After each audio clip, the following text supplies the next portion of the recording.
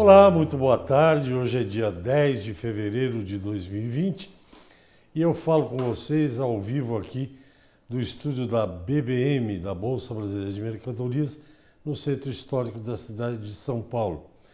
Cidade hoje que amanheceu quase afogada, com tanta chuva, foram horas e horas de chuva que ainda não parou, ela continua chovendo e alguns prejuízos, algumas coisas bastante graves têm acontecido. Parece que veio de Minas para cá, né? Porque há algumas semanas, há algum tempo, vocês estavam ouvindo notícias de Minas.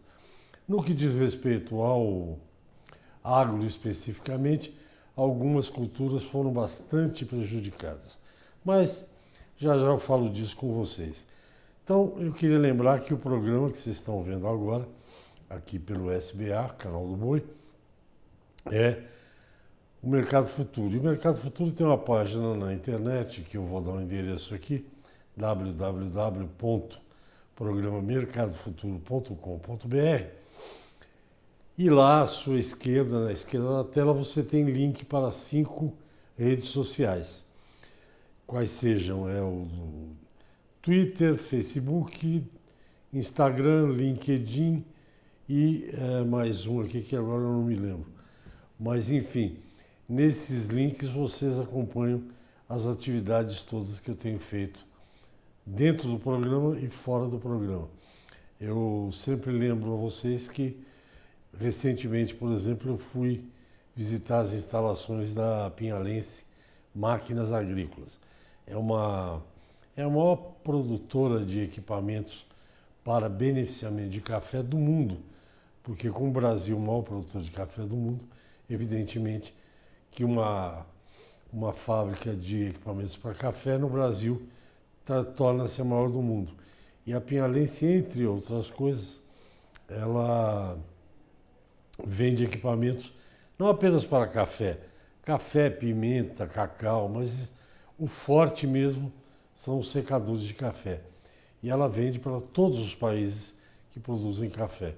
Aqui na América do Sul, Colômbia, Costa Rica, Peru, na Ásia para o Vietnã e por aí vai. Os produtos da Pinhalense estão em todas as partes do mundo. Isso aí, vocês têm fotos e podem acompanhar a minha visita lá na Pinhalense, que fica em Espírito Santo do Pinhal, 200 quilômetros e 200 e poucos quilômetros aqui de São Paulo. Tudo isso vocês podem ver nessas redes aí. YouTube e tal, tem vídeos, fotos e por aí vai. Bem, voltando ao assunto do dia. Dia 10 a cidade amanheceu inundada e eu, ao contrário do que a gente lê nas redes sociais, que choveu nessa noite, madrugada em São Paulo, o equivalente ou o esperado para todo o mês de fevereiro, né? Quer dizer, num dia, numa noite, choveu o equivalente ao que chove no mês inteiro de fevereiro. Usam esse argumento como se isso fosse desculpa para a falta de investimento em esgoto, em infraestrutura, em educação das pessoas, não jogarem plásticos em bueiros, e enfim. Eu vejo isso como um problema um pouco maior do que com dinheiro desviado de obras públicas para bancos fora do Brasil.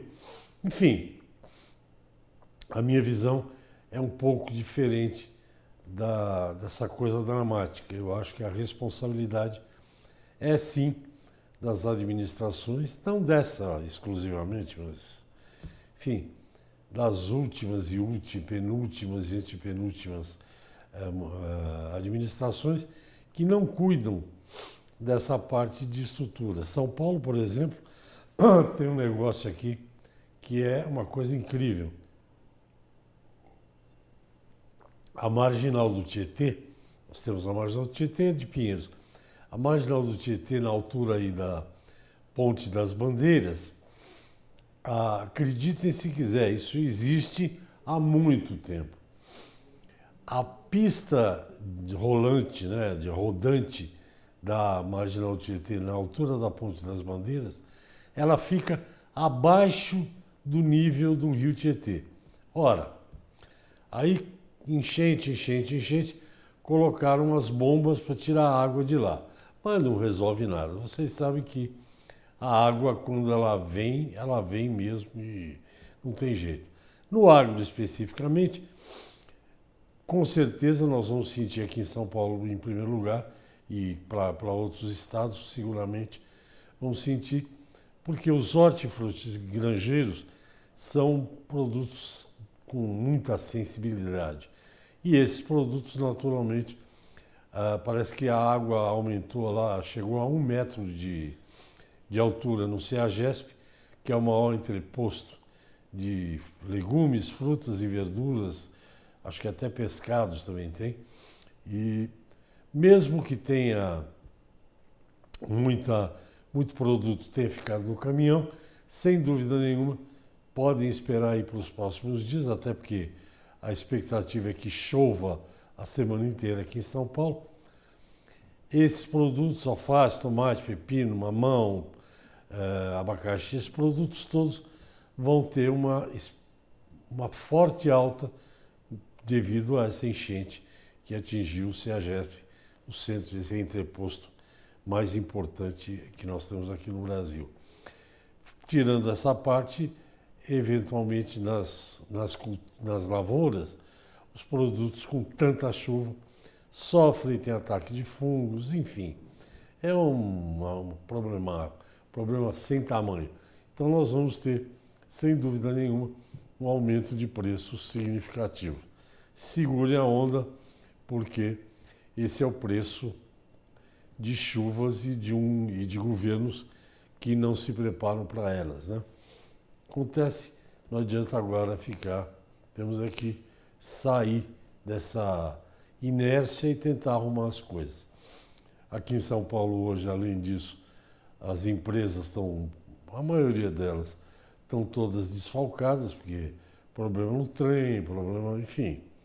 Aquele caos, como diz um amigo meu, caos já é, aliás, uma palavra no plural, não é um só. Milhares de problemas, pessoas que não conseguiram se mexer pela cidade de São Paulo. Recentemente, o excesso de chuvas, aí não foi na cidade, foi no campo, provocou bastante estragos em algumas lavouras de cafeicultores nas matas de Minas. Houve deslizamento que carregou pés de cafés e, evidentemente, isso aí, o que seria uma grande safra para esse produtor, vai ser prejuízo na certa. Sem contar que nós temos aí uma ameaça pairando sobre todos nós, que é a tal da coronavírus, que para o café, por exemplo, ela já criou um grave problema. O café tem oscilado, tem caído enormemente. Um café que recentemente chegou a valer $1,40 a libra-peso na Bolsa de Nova York, no último fim de semana aí, fechou a menos de $1, 98 centavos a libra-peso, o que é um prejuízo certo para todo o setor produtivo, não apenas o brasileiro, até porque o brasileiro é um dos mais eficientes do mundo, né? Temos uma alta produtividade, mas esses países menos organizados, a Etiópia, a Gana, enfim, esses países todos que produzem menos e com menos qualidade também sofrem com essa cotação. Bom, vamos ao intervalo e eu volto rapidinho, até já.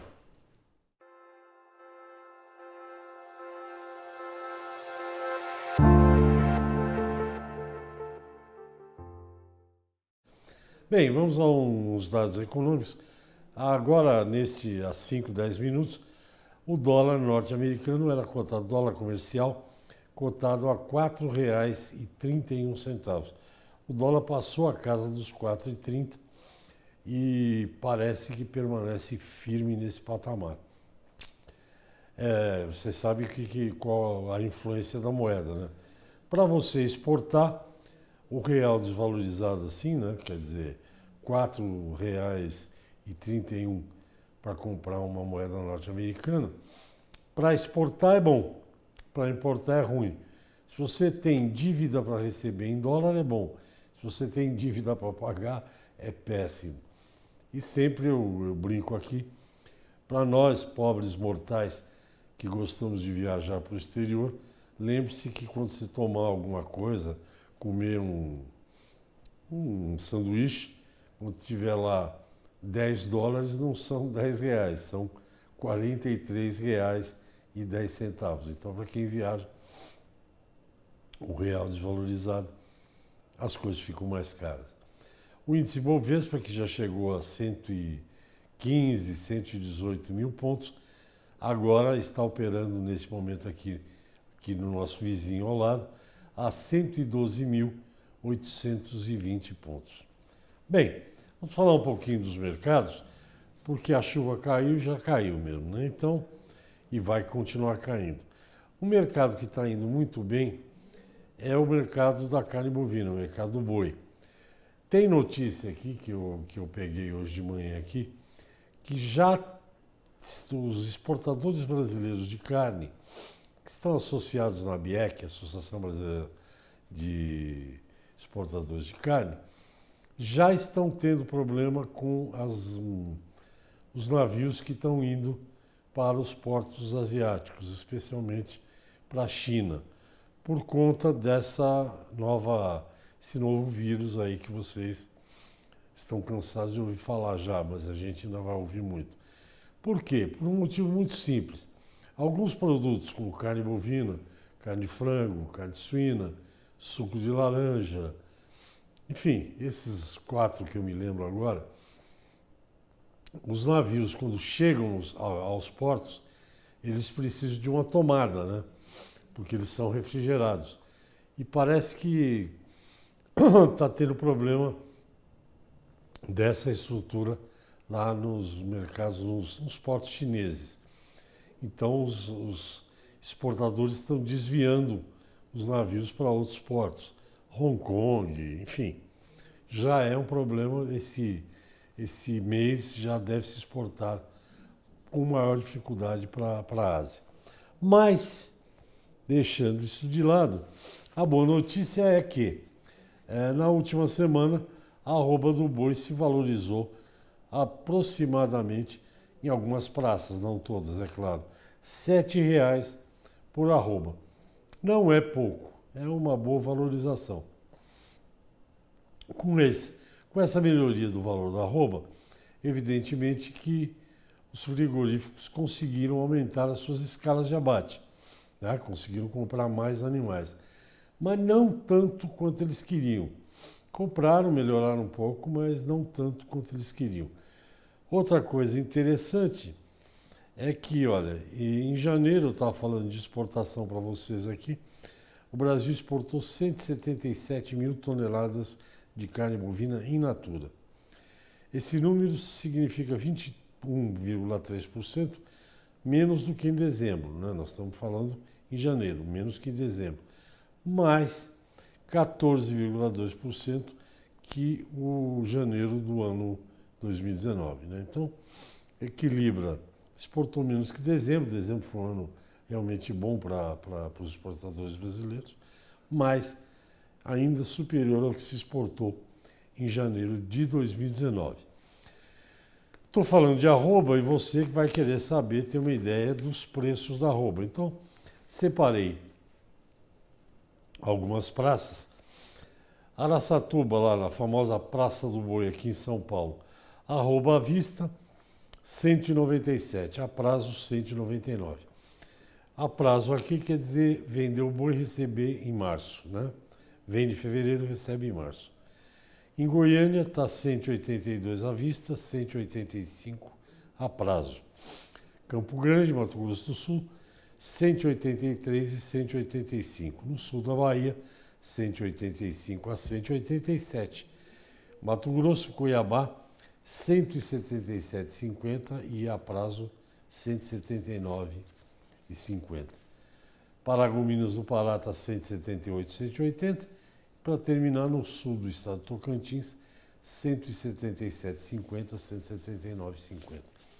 O mercado do boi, para dar um exemplo, ilustrar um pouco para vocês, o mercado de proteína animal está muito justo. Quer dizer, o mercado é comprador, ou seja, a procura, a demanda é grande, não apenas por causa da questão da peste suína na China.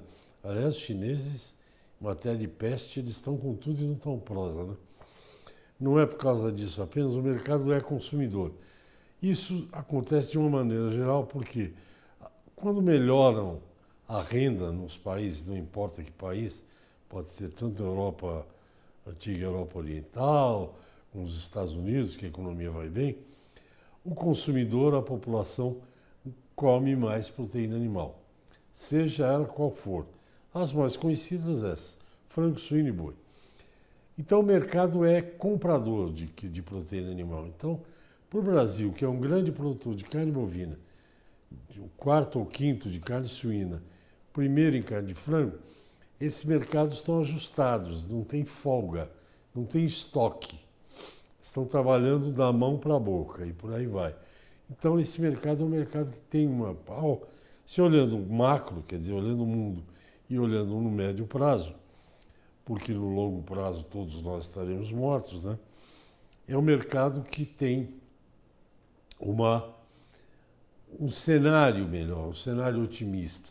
O Brasil vai continuar vendendo carne, cada vez mais. O que tem que fazer, tanto com carne bovina, ou principalmente com a carne bovina, o Brasil vende muita quantidade de carne, mas mercados específicos que pagam muito mais pela tonelada de carne, o Brasil não tem acesso devido à vacinação contra a febre aftosa. Por exemplo, o Japão não compra carne in natura do Brasil porque o gado brasileiro é vacinado. E outros países, os Estados Unidos, estão enrolando o governo brasileiro também pelo mesmo motivo para importar. E para os Estados Unidos é carne para eles fazerem hambúrguer. Bom, já eu continuo, vamos para o último bloco. Vou agora pedir um intervalo. Até já. Antes do intervalo eu falava da questão da carne. Então é isso. Para vocês terem uma ideia, só para concluir, Estados Unidos está enrolando o Brasil, Japão não compra por causa da vacina. Para vocês terem uma ideia do que significa isso, a vacina no bovino atrapalha o suíno. Não me pergunte por quê, mas atrapalha. O Brasil é um grande produtor de carne suína. Toda a carne suína que o Brasil produz é exatamente, ou se não é exato, é quase a mesma coisa, é tudo que o Japão importa de carne suína, apenas um importador. E o Japão não importa carne suína, porque o gado bovino, não tem nada a ver com o suíno, é vacinado contra a febre aftosa. São mistérios do comércio mundial, né? E a gente tem que conviver com isso. Outro produto que, aliás, que eu gosto muito de falar e de acompanhar o mercado, finalmente teve a sua importância reconhecida aí nos últimos 4, 5 anos. É o milho. O Brasil esse ano provavelmente vai produzir mais de 100 milhões de toneladas de milho, o que será um recorde absoluto para a produção desse cereal no Brasil. O Brasil é hoje um grande exportador de milho, talvez 40 milhões de toneladas, e o milho para o Brasil, para o agronegócio brasileiro, é como o ar para a gente. A indústria, toda a cadeia produtiva de suínos, aves e bovinos também, não vive sem o milho. É possivelmente o produto de maior custo para chegar nessa proteína animal. Então, finalmente, o milho foi reconhecido. Claro, a soja continua sendo o carro-chefe da agricultura nacional. Esse ano, outro recorde. Hoje mesmo eu li aqui é tanto site, tanta coisa que a gente já não guardo mais onde eu li, mas provavelmente o Brasil vai produzir quase 125 milhões de toneladas de soja. Vai ser o primeiro produtor, acho, mais que os Estados Unidos, e muito possivelmente, se a gente conseguir se livrar de todos esses tremores aí, briga Estados Unidos-China, corona, enchente e o diabo, muito provavelmente o Brasil vai ser também o maior exportador de soja. Mas vejam como o milho mudou de patamar quando foi devidamente valorizado e foi entendida a importância desse cereal. Em Campinas, que é a praça formadora do preço do milho, a cotação que eu tenho em mãos hoje é de R$ 51,00 a saca, CIF. No Porto de Paranaguá, a mesma saca cotada a R$ 42,50. Campo Grande, no Mato Grosso do Sul, R$ 41,50. Rondonópolis, Mato Grosso, R$ 40,50. Ainda no mesmo estado, Tangará, 33, Lucas, 37 e Sorriso, 36.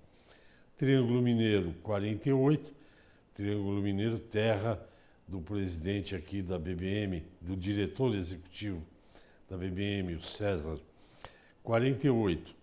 E nos estados que importam milho, Chapecó, 47,70, Campos Novos, 48 e Concórdia, 47,70.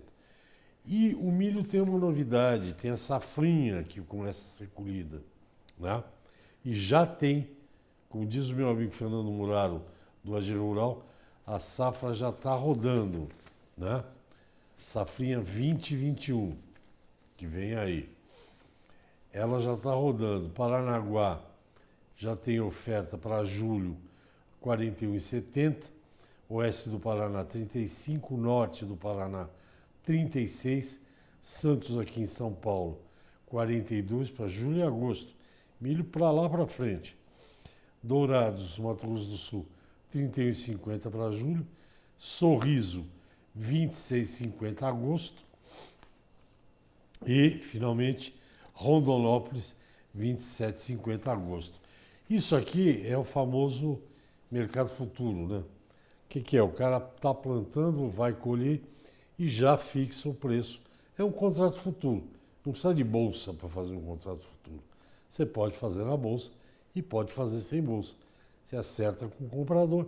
Olha, eu vou ter milho em agosto, te entrego por R$ 31,50. Tá bom? Tá. Fecha o acordo, pronto. Você diminui o risco, já tem o preço para aquele produto. O nascedor, a nascente desse programa foi falar disso, que você pode vender sua safra antes até de plantar, como é o caso do algodão.